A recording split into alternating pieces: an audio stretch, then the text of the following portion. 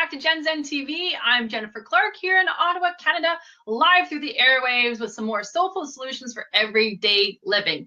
ZEN TV is all about offering you short and sweet practical solutions, soulful solutions to help you get through this challenging 3D world.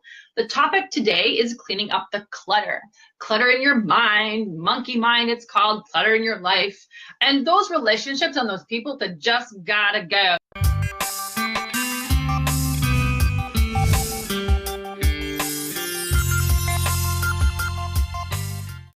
We allow things that no longer serve us, that no longer bring us joy, or people that come into our lives to suck us dry, we call them energy vampires, starts to drag us down and be heavy. Usually people with boundary issues have had some kind of trauma in their lives. When I see my clients, again, I see clients one-on-one over phone, Skype, around the world, locally here in Canada, kids, teens, adults, and organizations. They generally feel like they want to cry. Even the men feel overwhelmed because everyone's pulling at them, that they don't have any boundary issues. When I look into like a little bit in their life, we do some coaching, we do some checking in, I realize that they have physical clutter in their lives in some room somewhere important, and they have relationships that are cluttering up their inherent resources. So let's talk about that. The disease to please can actually attract and create situations where people come into your life and take from you. I call that soul sucking. It's difficult when they're related to you, when you're married to them, when you have to be around them on a regular basis.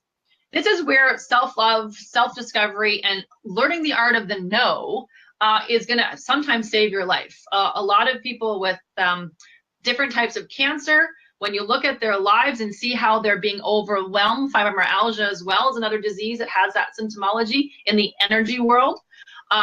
You'll see them being overwhelmed in their lives. Of course, there's stress involved. Stress creates all different kinds of things in the body. So how can you say no? Again, we talked in an earlier episode about body intuition. I want you to start really practicing body intuition. I want you to go to the review practical intuition episodes where I teach you muscle testing here and muscle testing in the body. When your gut doesn't feel right, I need you to take a step back. Take a step back in your life. Tell the person who can't give you an answer right now, I'm not sure, let me think about it. Always give yourself a buffer instead of being forced to give someone a decision right away, especially when you're not feeling it. When you're feeling icky, when you're feeling sad, when you're feeling tired. I have to help a lot of my clients really align with their value system. So cleaning up clutter, if you know what makes you happy, if you know what brings you joy, if you know what your intention is, what is your why? According to Simon Sinek, we all have to have a why. Why are you at work? Why are you living? Why are you here? And when you know your why, if this event, if this activity, if this call to action, if this person, if this situation is not bringing you closer to your why, then that person has to go. Some level, somehow, some way.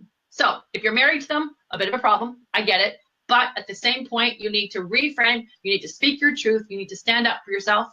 If you're related to them, you have to create a buffer, create a distance. You maybe can't see your mother or mother-in-law once a week. Maybe it's once every 2 weeks. Maybe it's touch base with them on the phone or text as opposed to being in front of them face to face.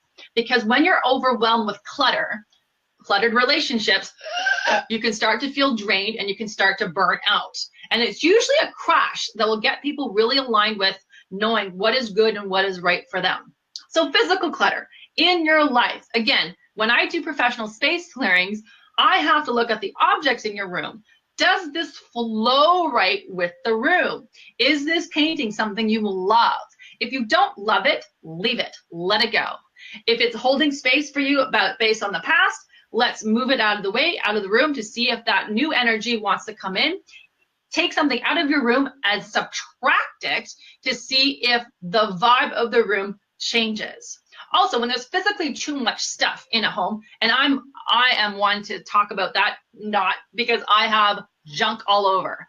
My house looks like a daycare center, but I have pockets of areas around my kids' toys and tents and all the things I have in my office that allow the energy to flow. I am a highly functional hoarder in that sense because I know the energy pathways have to snake in the house. And overall, our home has a really good vibe, so I'm very lucky. So feel the energy in a room. Do you feel constricted? Do you feel expansive? Do you feel safe? Do you feel abundant? Getting rid of course, old papers, dusty magazines, newspapers, books. Books that you don't read, donate it to a library. Get rid of it. Furniture that doesn't belong anymore, call your local Salvation Army, St. Vincent de Paul, or refurnisher store. They'll bring a truck and haul it out for you. When it comes to stuff that's, you've carried around, antiques have a vibration. They hold on to the magic of their past. Not all antiques are good antiques. Not all antiques are inherited with positive energy. So be aware how you're feeling around grandma's couch or the chair you're sitting on. Even jewelry in particular. Do not take someone's jewelry, a wedding ring, if that person had a bad marriage. Take the diamond out, repurpose it. Certainly do that, but don't take it if it's not representing the thing that you want to use it for. What are some tips? Again, when you have too much on the go. So I'm a big proponent of not over stressing my kid. Stress and lack of imagination are the two most dangerous things our young people are going to be facing in the school system, traditional school systems right now, because we're teaching them how to think, memorize this, don't think for yourself, and we're piling on all this kind of homework. People in grade 1 get homework. Ridiculous. Kids in North America spend way too much time on homework. They got to be outside. They got to be playing. They got to be exploring. They got to be building. Kids in Norway have no homework. They're so happy. They're the top kids in the world. There's got to be some learning about that. But having said that, don't put 5 activities for your 5-year-old on a Saturday. That kid's going to burn out. He's going to have panic attacks. He's going to have freakouts in a store. It's not about the kid. The kid just wants to sit on his bed or in her tent or outside and play and be normal. Watch what you're doing to yourself, saying yes to way too many things. I know I tick a lot of people off in my life by saying, no, I need to rest. When they say, well, if I can do it, I'm busier than you are. Well, great. You can burn out. I'm not. Don't compare yourself. Don't fall into the trap of comparison. Frankly, if they love you enough, you have to say, look, I know you want to see me. I can't do it today. I'll do it another time. I don't feel good about this. If they don't hear you, they're really not on your team anyway. And remember, we talked about cluttered relationships. Let's put them in the dead wood pile and let's start exiting it out of those relationships that don't honor you. Give and receive has to be balanced. If you're giving more than you're getting, please understand that there's an imbalance in the universe. The universe does not like imbalance. Your body will start to feel it. Dis-ease starts from those roots. So please be mindful that if you're doing something for someone, they have to reciprocate in kind, whether that's offering you company, it doesn't have to be money, but it certainly has to be balanced. Because if you're overstepping and if you're crossing over into their boundaries or doing their homework or their work, the universe is going to slap you back somehow.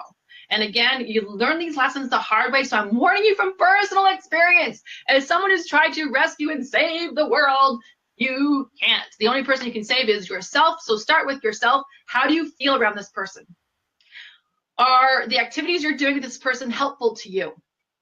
If you're trying to lose weight and your friend wants to go boozing at the bar, not a good thing to do. Ask to go to the movie, ask to go to a museum, ask to go for a vegan lunch. Go traveling with that person. Change the activity. If they want to change with you, then that friendship has to go. Difficult again when you're married to that person. Find commonalities. Stick with something common, but don't do it at the sacrifice of your own health and happiness. If you want to not drink anymore or eat eat a certain kind of way, and your partner doesn't, just be happy that you're both doing your things in the same place. Organic wines, vegan restaurants, vegan dishes, you can do that anywhere with a meat eater. Again, let everyone do their thing, but do you. Don't try to be the runaway bride, the Julia Roberts character when she sort of adopted everyone else's attitude and then ended up imploding in her mid-30s because she didn't know who she was. Your body will get you. Your body will somehow tell you, hey, this is the wrong thing for you. You got to do you. So what are your values? What does doing me mean? A lot of people in our age group really don't know who they are, even now. They've been told by their parents, their jobs, their school, their tribe, their society, who they are and what to think. Again, young people, millennials, are just blowing it up. They know exactly who they are. They know exactly where they want to go. But the older generation seem to have a hard time with their embracing their weird, or being individuals, or going out on a limb and doing their thing. In my case, I'm naturally a disruptor. I'm naturally a shift disturber, because this is who I am. A hot mess some days, very talented, very smart. But again, sometimes when I'm in my pain, it's all over. It's all out there.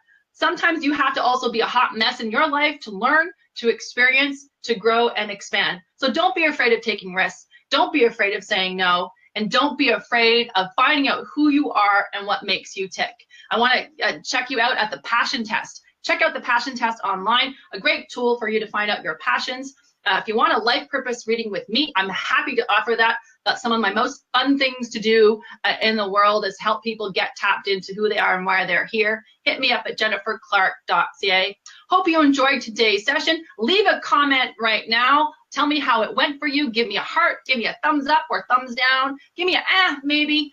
Again, I want to tweak it and tailor it for you guys, because Jen here to help you have soulful solutions for your everyday life. Again, remember, when it's dark outside, put the light on inside.